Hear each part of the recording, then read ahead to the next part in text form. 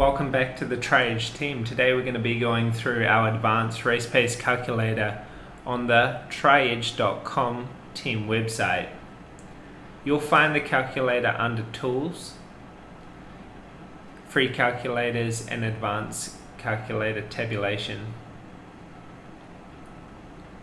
To begin, we will just notice the core elements of a triathlon race: swim, T1, bike, T2, and run.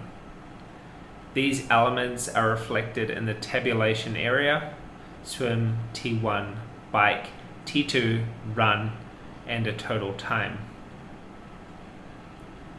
The next part of the variables are different factors that you might experience in a race that contribute to positive or negative gains, typically in a time. So suit type, wetsuit or non-wetsuit swim, tidal conditions, and general conditions being calm, choppy, or other heavy choppy waves, depending if this is a lake or sea swim. Biking, of course, we could have hills, wind, and technicality of the course. On the run, hills, road type. There are some overarching factors that we address as well, being heat and humidity.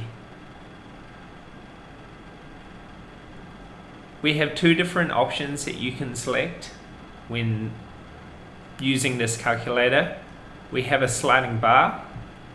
In order to use this, you simply hold your mouse on the bar and slide, or a tab button to select between different options of the, in this case, suit type, being a non-wetsuit swim or a wetsuit swim.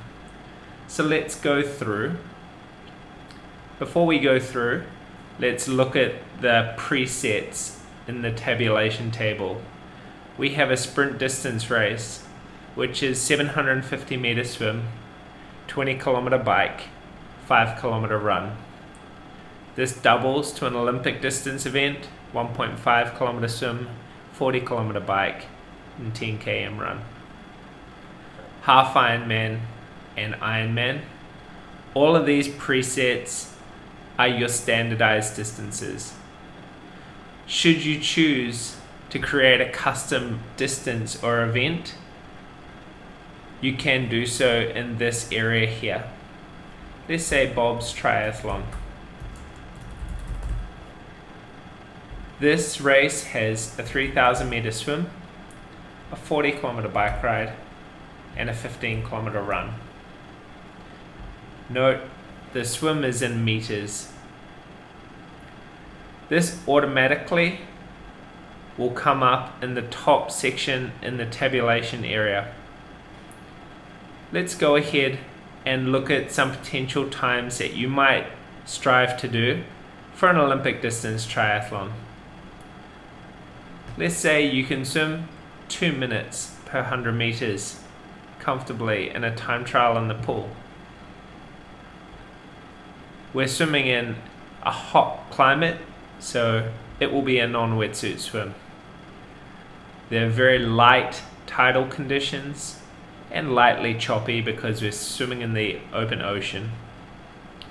We're going to leave transition 1 at 2 minutes for now. On the bike, you are able to ride at 32 kilometers an hour for the 40k ride. We have rolling hills, again light wind, and moderately technical, because at the bottom of some of these hills there are some sharp corners that you need to encounter. Transition 2, we'll move it to 3 minutes. You may be a little bit tired after the bike and need a bit more time to get through that transition. You've been working really hard on your run lately, and let's say you're able to run at 4.5 minute K pace. We simply move the slider. It's a flat course. It's on road. Like I said, we're in an Asian climate, somewhere like Phuket or Malaysia. The heat is going to be 32 to 40 degrees with a very high humidity of 71 to 90%. So this will automatically tabulate your race time for an Olympic distance triathlon. If you change a variable, let's say it's hotter that day, that is automatically going to change all of the total times for the race. But in your case, as you're racing the Olympic distance race, that is what we're concerned about. Of course, if you are racing a much longer race, like Ironman, that pace may not be feasible.